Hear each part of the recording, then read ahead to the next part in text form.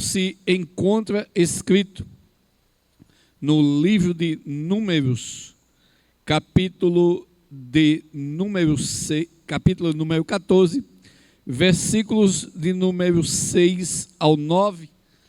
É uma passagem conhecida, no qual nesta manhã estaremos meditando na mesma. Livro de Números, capítulo 14, versículos 6 ao 9, na minha tradução diz: Josué, filho de Nun, e Calebe, filho de Jefoné, dos que espiaram a terra, rasgaram suas vestes e disseram a toda a congregação dos filhos de Israel: a terra pelo meio da qual passamos a espiar é terra muito boa. Se o Senhor se agradar de nós, então nos fará entrar nesta terra e nos dará. É uma terra que emana leite e mel. Tão somente não sejais rebeldes contra o Senhor e não temais o povo desta terra, porque como pão os devoraremos. A proteção deles se foi, mas o Senhor está conosco, não os temais. Amém?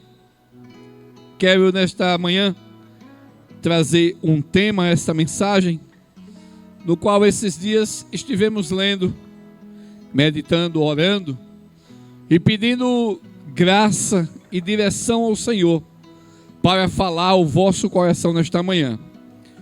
Eu costumo dizer que o Evangelho ele tem que ser pregado da forma que ele é. Ele é verdadeiro, ele é real, ele é a fórmula de Deus para nossas vidas. E infelizmente nós encontramos nos dias de hoje um evangelho açucarado, um evangelho doce, um evangelho que apenas trata de bênçãos, mas não fala das verdades. É um evangelho que diz: vem como você está e permanece. E nós sabemos, nós que lemos a Bíblia, você que lê a Bíblia, você sabe que não é bem assim. Porque para viver o verdadeiro evangelho, é necessário primeiro que tudo uma vida de renúncia. Renunciar às coisas que desagradam a Deus. Renunciar ao nosso eu. Renunciar à nossa vontade. Renunciar ao nosso querer. Essa é a verdadeira vontade. Quando vemos no capítulo 6 a fórmula da oração, nós encontramos um versículo que diz: seja feita a tua vontade. E geralmente o ser humano ele quer que seja feita a sua vontade e não a vontade de Deus. Então são essas coisas que muitas das vezes impedem as pessoas de terem uma vida feliz. Não é uma vida de riqueza. Jesus em nenhum momento ele prometeu riqueza, mas uma vida de alegria, uma vida de felicidade, uma vida de prosperidade na presença do Senhor, uma vida diferente, uma vida liberta, uma vida de cura, começar pela alma, e quando esta cura alcança a alma, ela expande, ela abrange todo o corpo, todo o ser da pessoa que aceita Jesus, que aceita viver conforme as Escrituras. Felizmente, pela falta de conhecimento das Escrituras, existem tantos ensinos errados, existem tantas heresias, e o interessante é que as pessoas gostam, as pessoas estão ali apenas para acompanhar o movimento.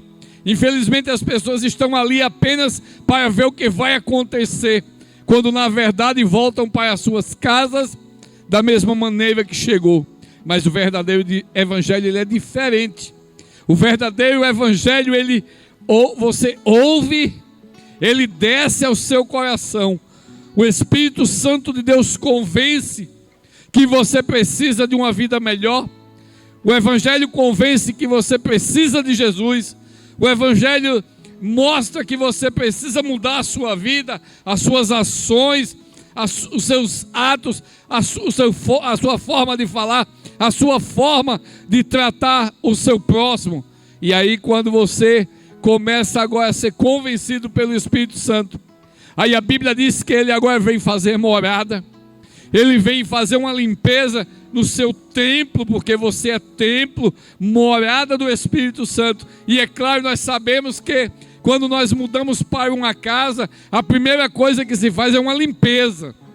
Quando nós alugamos ou compramos uma casa, quando ela não é nova, mesmo assim, precisa de uma limpeza. Nós precisamos tapar os buracos que tem nas paredes, fechar as rachaduras, precisamos lavar, retelhar, cuidar de alguma coisa que não está certo, que não está bom, para poder então morar e habitar naquele lugar. Bem assim o Espírito Santo de Deus, ele não habita em templo sujo. Então precisamos primeiro fazer uma limpeza na nossa vida, precisamos fazer uma limpeza introspectiva ou dentro de nós, no corpo, na alma e no espírito, porque não somos apenas corpo, nós temos um espírito que contesta com o Espírito de Deus, e temos a alma que ela que decide para que lado nós vamos partir. Então, queridos, nesta manhã vamos falar sobre os que não vão entrar na terra prometida. Para poder entender, o pequeno trecho fala terra prometida, ou seja, é uma promessa. Vamos voltar um pouquinho ao tempo.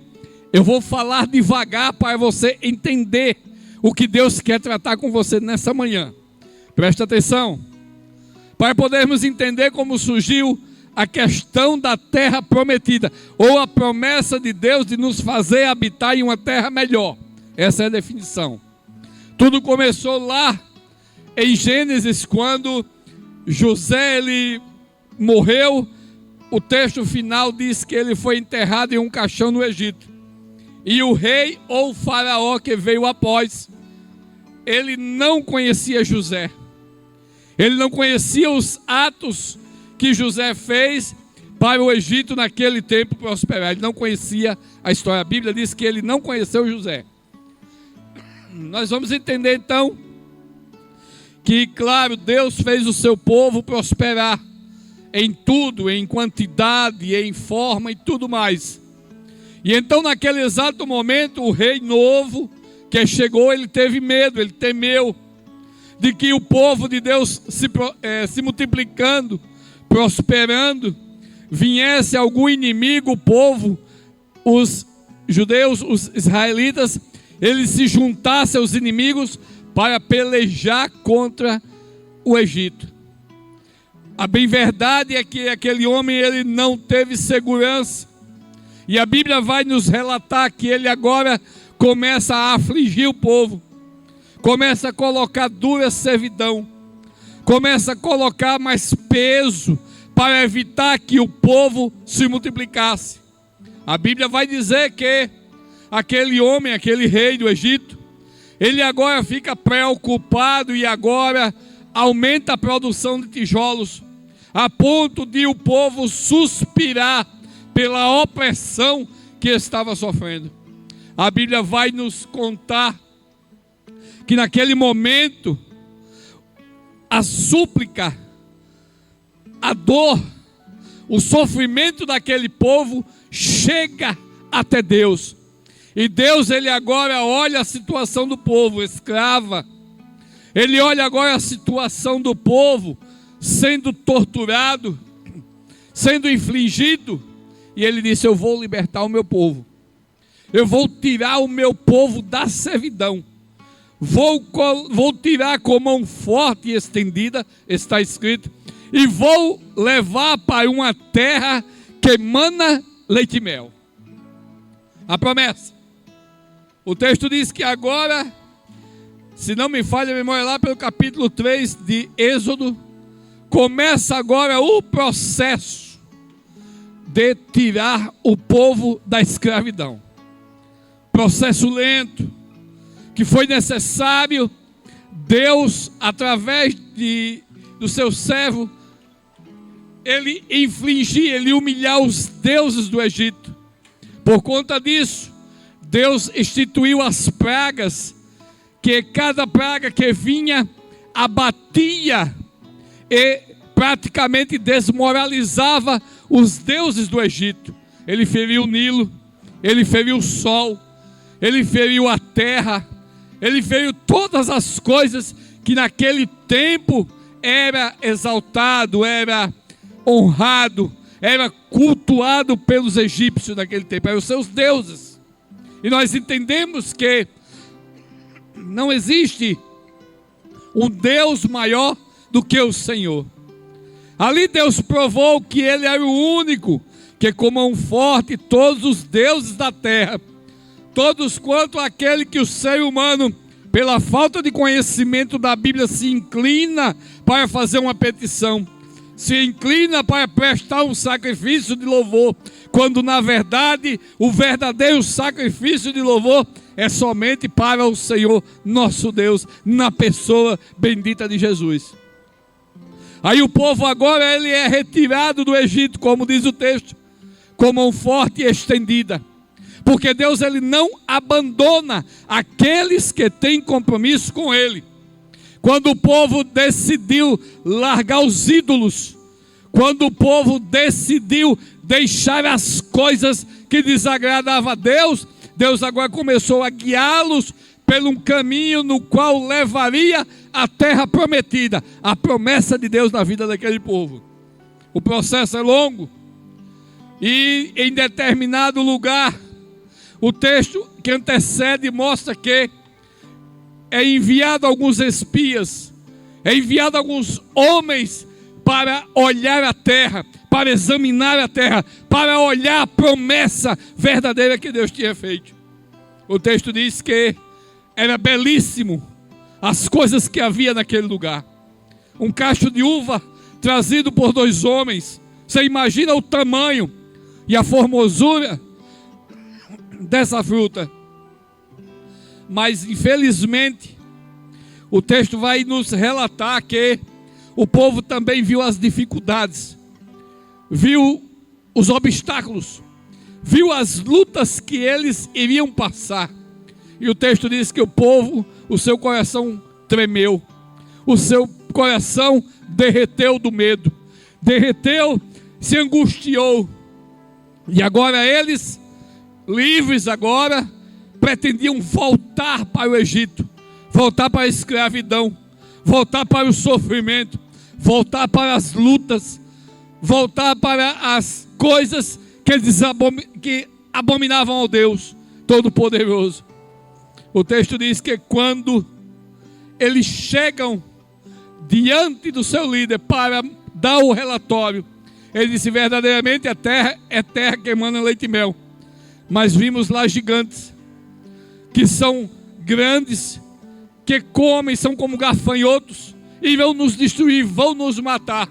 Aqueles homens, apesar de verem os milagres, o cuidado de Deus, as coisas que Deus tinha feito para eles, naquele momento em que eles saíram do Egito, até aquele momento deles verem a promessa que iam receber, aqueles homens agora recuaram.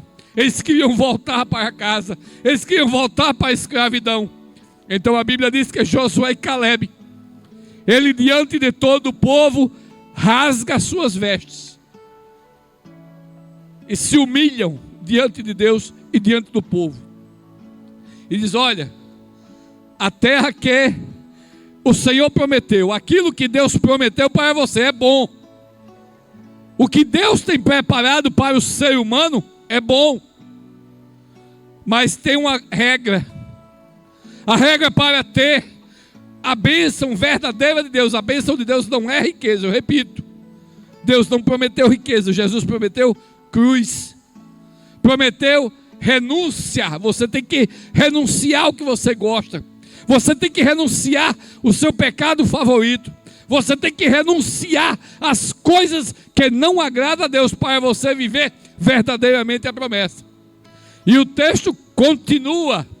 E ele diz: tão somente não sejais rebeldes, não sejais obstinados, não sejais pecadores, não sejais murmuradores, mas confia em Deus, porque Ele vai estar conosco. Então, dentro desse apanhado todo, é bem verdade que havia algumas classes de pessoa que estavam contidos no meio do povo que veio da escravidão, que eram escravos e agora eram livres, que eram oprimidos e agora estavam regozijando a sua liberdade. Eu destaquei alguns que, se fossem verdadeiramente falar, amanhã seria pequena. Talvez se terminasse o programa, meu nobre Genilson, chegasse ao meio-dia e não concluímos a quantidade de coisas, de pessoas que haviam no meio dessa multidão. A primeira classe que eu destaquei foi os distraídos. As pessoas distraídas que não percebem o que acontece ao redor. Estão preocupados no movimento, no que está acontecendo, mas não sabem o real, a quantidade certa do tamanho da grandeza de Deus. É por isso que existem tantas pessoas inseguras, porque estão distraídas. A Bíblia fala de uma mulher por nome de Marta, lá em Lucas capítulo 10, versículo de número 40, que quando a pessoa do Senhor Jesus chega, Maria ficou aos pés de Jesus, ouvindo os seus ensinos, ouvindo o que ele tinha de bom para falar concernente às coisas do reino. Mas a Bíblia diz que Marta estava ociosa com os afazeres domésticos. Ela estava preocupada com as coisas materiais. Ela estava preocupada com as coisas que tiram e infelizmente fazem com que muitos percam a visão do que é celestial. Muitas pessoas estão preocupadas com o terreno, estão preocupadas com a sua posição, está preocupado em estar aparecendo na mídia, de estar no auge, mas esquece verdadeiramente a grandeza do reino de Deus. É um exemplo interessante que a Bíblia fala naquela passagem que o profeta Elias estava vendo as carruagens de fogo, mas Elias estava vendo a carruagem, mas o profeta, o seu servo Eliasir, ele estava vendo o problema, ele estava vendo a multidão. O povo em Jericó estava vendo a muralha, e Josué estava vendo as muralhas no chão. Lá na travessia do Mar Vermelho, o povo estava vendo as águas, as dificuldades, mas o servo de Deus que ia à frente, ele estava vendo o milagre. E a Bíblia diz que se a muralha de água não se abrisse, provavelmente Deus os faria passar por cima. Você que me ouve nessa manhã, eu não sei qual é o seu problema, a sua dificuldade. Eu sei que se você deixar de se distrair com as coisas momentâneas, com as coisas que são de baixo, com certeza você vai ver a grandeza de Deus, vai ver os milagres de Deus na sua vida. Agora há pouco, antes de iniciarmos a mensagem, junto com o meu amigo presbítero Márcio, fizemos uma oração, um clamor por você que nos assiste, você que tinha uma enfermidade. Eu digo tinha uma enfermidade, porque se você acreditou no momento da oração, nesse momento, em nome de Jesus, você está curado. Se você acreditou que aquela porta de emprego que estava fechada, quem sabe toda vez você chegava lá e era um não, com certeza nesta manhã ela está sendo aberta para você passar. Mas isso requer o quê? Requer que você deixe a distração. Você não perca seu tempo com coisas que não vão fazer você prosperar espiritualmente em nada. Lembre-se, vivemos em dois reinos, o reino espiritual e o reino material. Você não pode viver apenas distraído com as coisas de baixo, com as diversões, com os prazeres. Não, você tem que se preocupar. A Bíblia diz, olhar para as coisas que são de cima, porque é de cima que vem a resposta, é de cima que vem a cura, é de cima que vem as portas abertas. Então aquele povo tinha alguns que eram distraídos, e a distração tira a visão. Pedro, ele estava no barco, Jesus vinha por cima das águas. E ele não acreditou. Ele disse: é um fantasma, junto com os outros. E Jesus disse: não tenha medo, sou eu. Ele disse: se é o Senhor, que eu vá até onde o Senhor está. E Jesus disse: venha. Ele é o único homem depois de Jesus que andou sobre as águas. O texto diz que ele começou a andar, mas quando ele teve a visão de Jesus, quando ele se distraiu com a tempestade, a Bíblia diz que ele começou a afundar. Quando você tira a visão, você se distrai e tira a visão de Jesus, você afunda, você perde as bênçãos. Tinha aquela multidão lá, os distraídos, os que estavam preocupados com o movimento, sabe, aquele evangelho light que pregam hoje, que é só receba, receba, mas não tem conserto de vida. É tanta heresia que se vê hoje. É gente consagrando pão e vinho para revelação. Que revelação? Que adivinhamento é esse? Distorcendo o sentido real da Santa Ceia. Você não precisa de movimento, você precisa de um avivamento. Você precisa da presença de Jesus na sua vida. Você precisa deixar de se distrair com essas coisas, para poder verdadeiramente tomar posse e entrar na terra prometida. É uma promessa, mas as promessas, elas têm condições. As promessas, para se cumprir, é preciso fazer algumas cláusulas para poder então tomar posse. Segundo, estavam os falsos. Esses não vão entrar na terra prometida.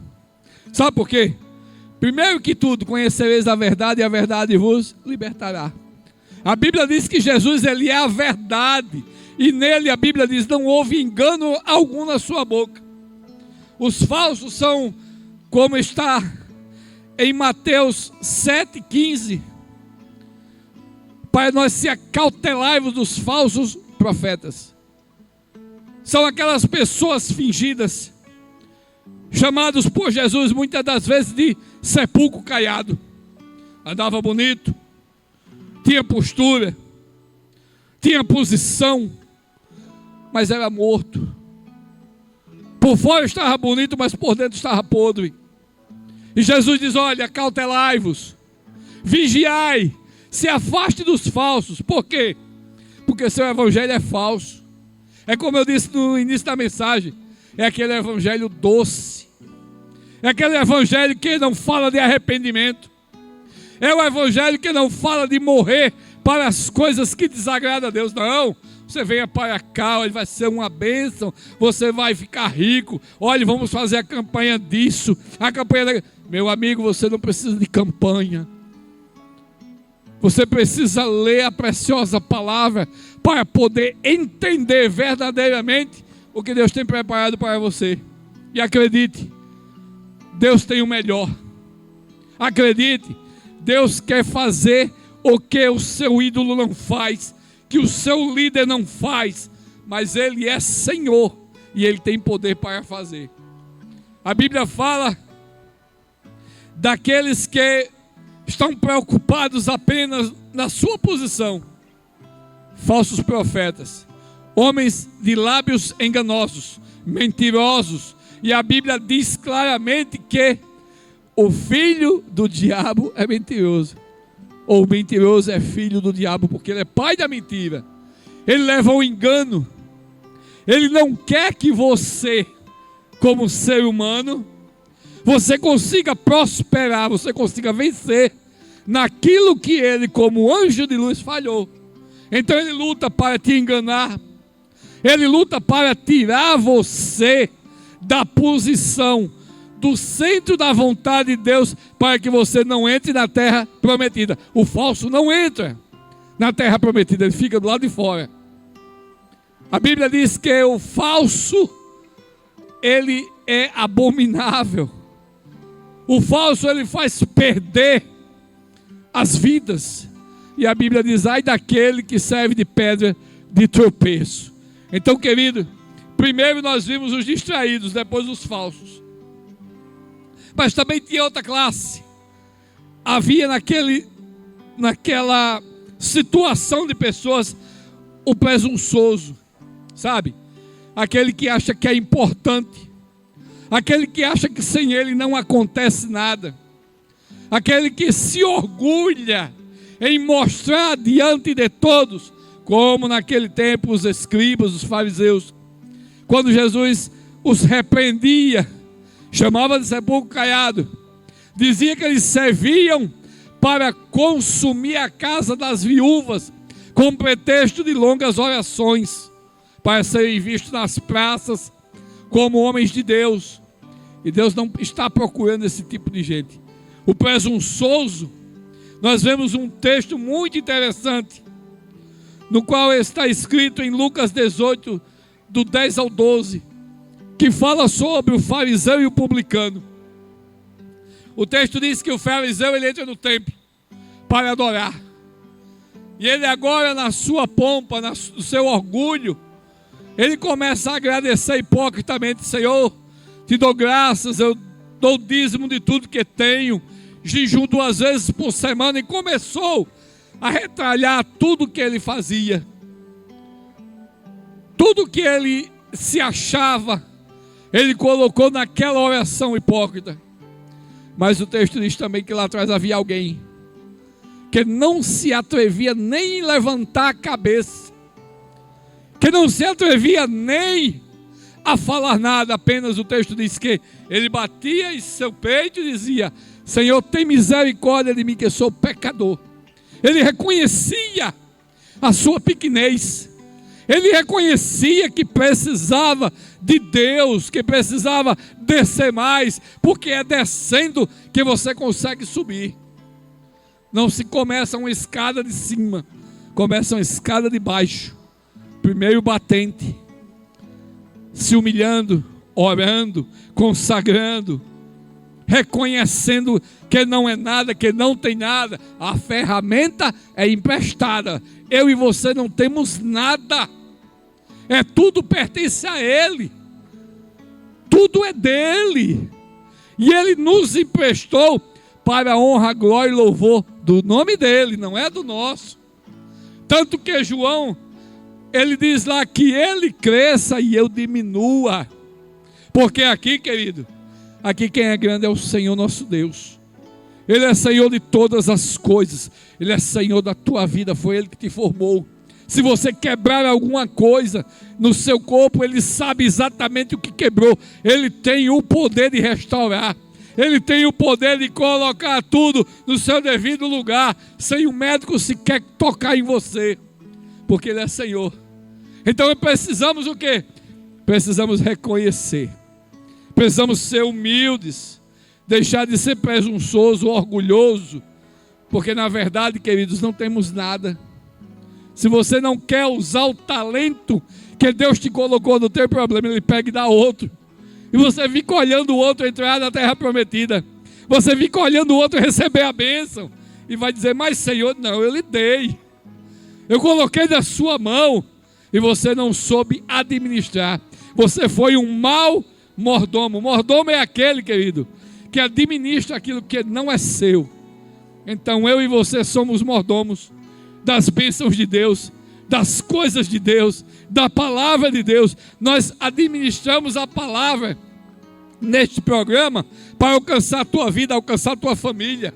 Naquele grande dia, quando nos apresentarmos diante do Senhor, vai estar lá escrito o que aconteceu nesta manhã, de estarmos aqui despendendo das nossas funções, dos nossos afazeres particulares, para estar esta hora, este momento na presença do Senhor, trazendo para a sua vida, para que o Evangelho possa te alcançar, para que o Evangelho ele possa surgir efeito na sua família, venha restaurar a sua família, venha restaurar a sua vida, a sua saúde. É esse o propósito.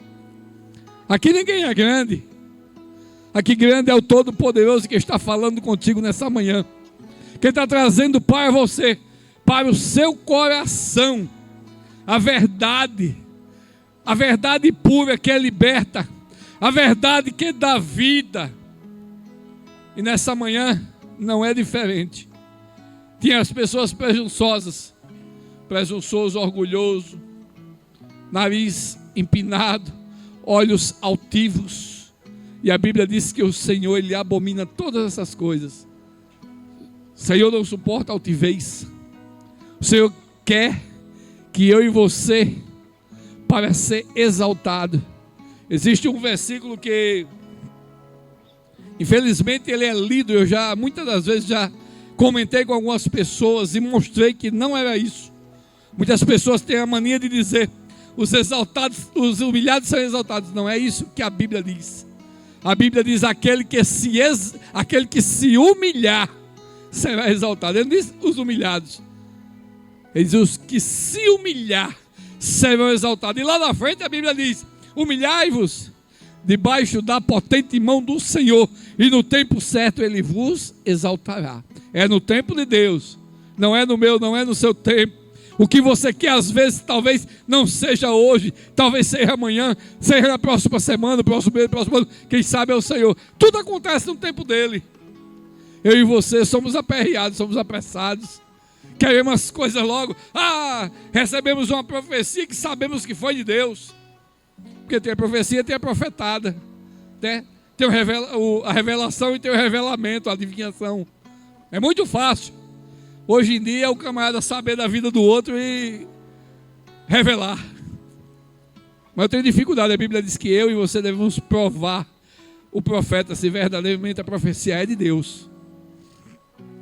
Então naquele grande dia ele vai olhar e vai ver as obras. Não precisa você simplesmente mudar a sua forma de agir. Não, você tem que agir com sabedoria, com humildade. O que nós temos, querido, é usado para abençoar o outro. A Bíblia diz: sem constrangimento nenhum, o maior abençoará o menor. Então, aquelas pessoas que eram presunçosas, por certo, elas não vão entrar na terra prometida. E temos aquele que é um dos piores de todos, o divisor. A Bíblia fala sobre aquele que promove contenda no meio do povo. É o famoso fofoqueiro. É aquele que sai com o intuito de destruir, de trazer, a Bíblia chama, mexericos. O propósito de ver contenda entre as pessoas, briga, luta. E com certeza, a começar pelos que queriam apedrejar Josué e Calebe, na certa isso suscitava o povo, como naquele grande dia em que Jesus ia ser entregue. E os magistrados agora perguntam: quem quer que vocês querem que solte, Jesus ou Barrabás? A Bíblia conta que algumas pessoas suscitavam ódio, suscitava que o povo clamasse por Barrabás e condenasse a Jesus. Não é diferente nos dias de hoje. Não existe diante de Deus possibilidade do divisor ou fazedor de contenda entrar na terra prometida, porque é a destruição. Ele quer destruir. Aquele que causa divisão, ele é uma pessoa que se sente inferior.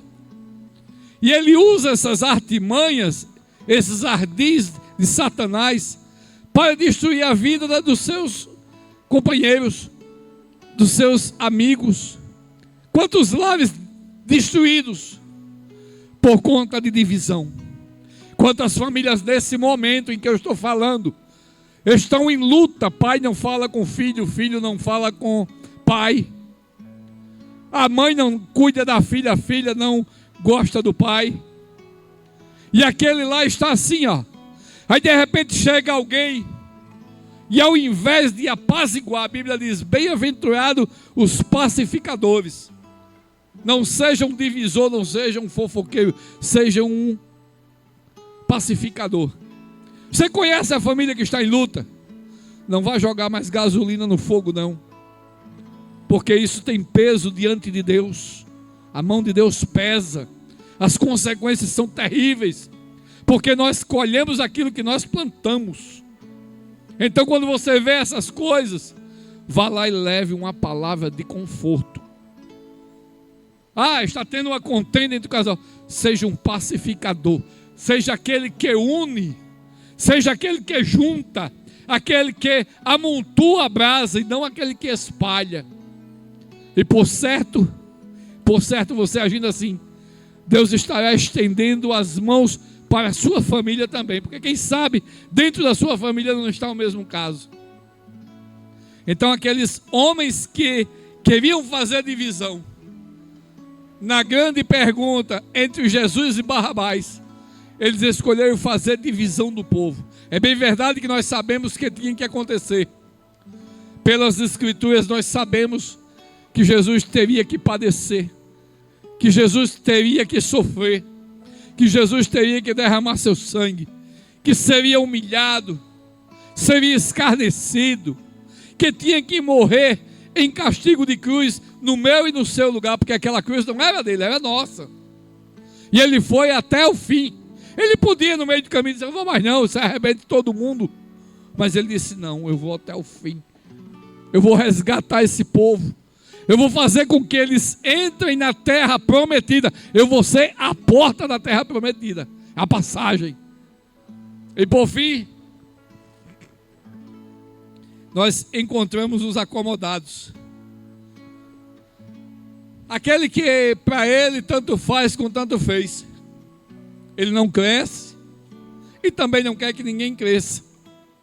Aquele que está pouco se lixando para o que está acontecendo ao redor. Quer um exemplo? A Bíblia diz que um certo moço, ele recebeu uma ordem de Deus. E se você vai a uma determinada cidade, você vai pregar meu juízo contra ela. E vai dizer, eu vou destruir tudo. Ele não queria que aquele povo encontrasse a terra prometida.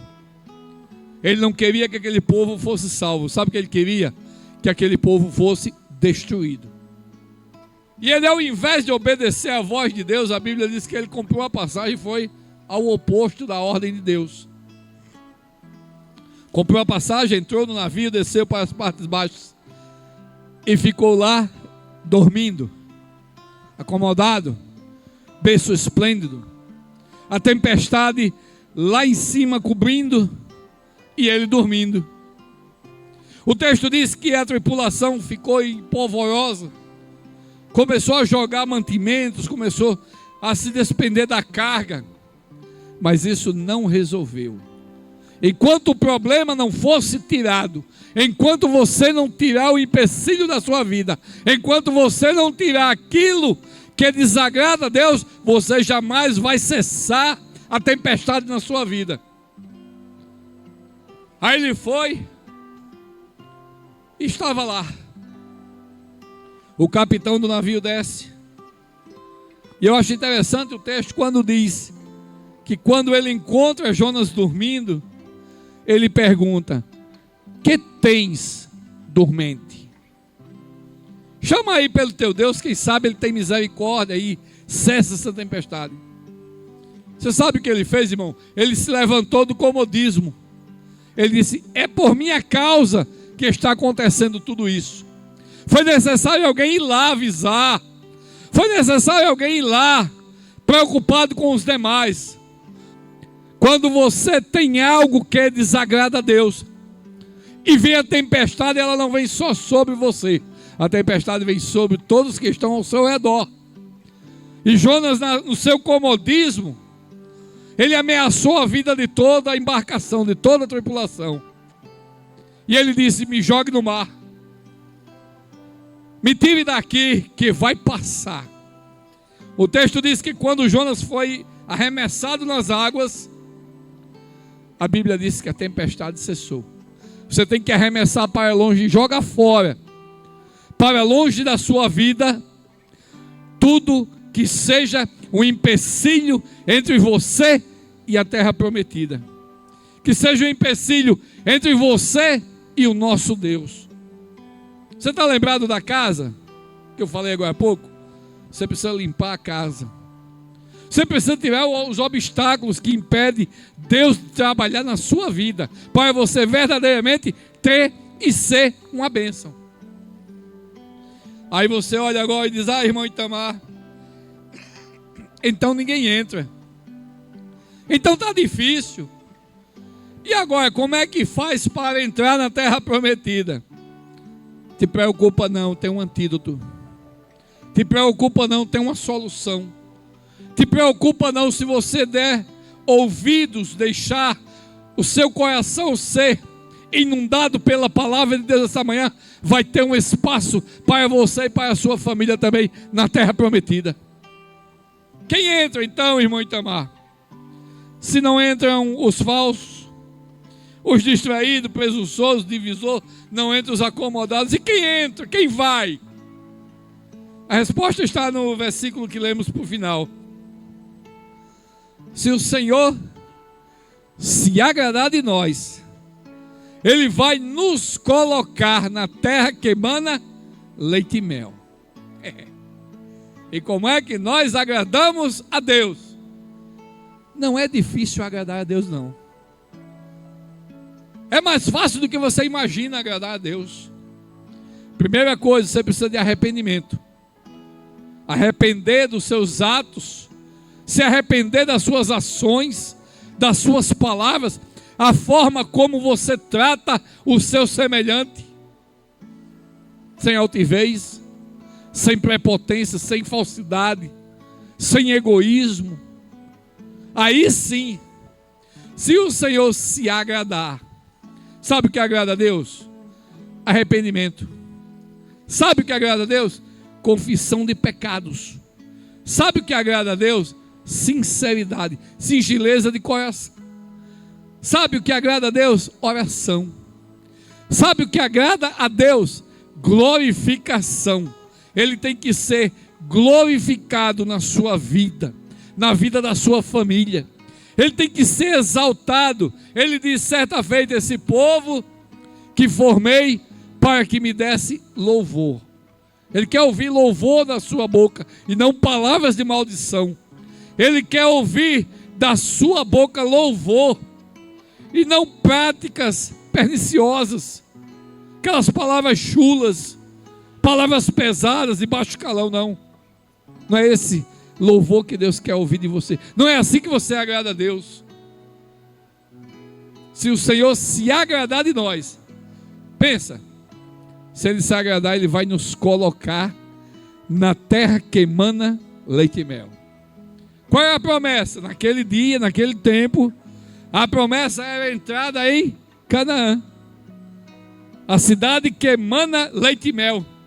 E hoje, irmão Itamar, hoje é melhor ainda, que a nossa cidade não é na terra, é a Canaã celestial, é no céu que vamos nos encontrar com Ele, se Ele se agradar de nós. Infelizmente tem algumas pessoas que não acreditam. Não acreditam. Até contestam. Diz que quem prega essas coisas é meio doido. Quem prega essas verdades não tem juízo. E ainda diz: como é que pode quem come arroz, feijão e morar no céu? Deixa eu te fazer uma rápida indagação. A Bíblia diz que certa feita Jesus disse: eu vou e vou voltar. Eu vou preparar lugar. Olha só a promessa. E quando eu tiver preparado o lugar, eu voltarei. Voltarei para quê? Para lhe buscar. A igreja não é o templo, as quatro paredes, não é a denominação religiosa, é o templo, é a morada do Espírito Santo, porque é Ele que convence o homem. Quando eu falo homem, eu generalizo, homem e mulher, que nos convence do juízo e da justiça. Então Ele diz: olha, eu vou preparar lugar, e quando eu tiver preparado o lugar, o que é que vai acontecer? Eu vou voltar e vou te buscar, para que aonde quer que eu esteja, você esteja também. Aí vai a pergunta: Jesus está aonde? Jesus está no céu, à direita de Deus Pai. E se Ele sair de lá e vir nos buscar, para que eu e você esteja do lado dele, você acha que Ele vai nos levar para onde? Ele vai nos levar para a terra prometida. Ele vai nos levar para um lugar que a Bíblia fala em Apocalipse: não haverá mais pranto, choro, não haverá dor, não haverá contenda, não haverá mais enfermidade, não haverá mais trevas, não haverá condenação, não haverá nada que nós estamos passando aqui na terra. E não é conversa de pregador, está escrito aqui, nesse livro, que eu aconselho você a ler, porque se você não lê, você é enganado. Conta-se que a água parada, ela vira um pântano, e uma pessoa que não lê vira um tolo, que é enganado, é levado por vento de doutrina de um lado para o outro. Qual é o propósito de aceitar Jesus? Participar de uma denominação religiosa é não. Aceitar Jesus é ser membro do corpo de Cristo. Cristo é o cabeça e nós somos os membros ajustados para aquilo que Ele apraz. Então, querido, nessa manhã, na manhã desse dia, eu quero te convidar, não para participar de uma denominação religiosa, não. Existem muitas por aí, para todos os gostos. Mas eu quero te convidar para entrar na terra prometida pelo Senhor Jesus, a Canaã celestial. Não vai ser mais na terra, vai ser no céu agora. Naquele grande dia, a Bíblia diz que Ele vai ceiar conosco. Hoje é um dia de ceia, por sinal. Hoje estaremos celebrando um memorial na verdade estaremos ensaiando para aquele grande dia, no qual estaremos sentados à mesa, o noivo vem nos dar as boas-vindas e vamos ceiar com Ele. Essa é a promessa, essa é a terra prometida que tem preparado para você e sua família. E nessa manhã eu quero te convidar, como eu disse, não é para participar da igreja, a igreja, templo, pedras, tijolo, telha, vai ficar. Mas esse templo aqui, pela Bíblia, e se você olhar os preceitos segundo a ela, você vai morar na terra prometida. Então eu quero te convidar nessa manhã para aceitar Jesus, porque Ele é a porta. Ele é o único caminho que conduz o homem à vida eterna. Vida eterna de bênção, não é de maldição. Aqueles que rejeitam, a Bíblia diz, vai estar já condenado ao inferno. Não sou eu que digo, é a Bíblia. Mas eu não vim te amedrontar. Você sabe o que você passa, você sabe a sua vida, a sua situação. E nessa situação toda existe um antídoto, Jesus.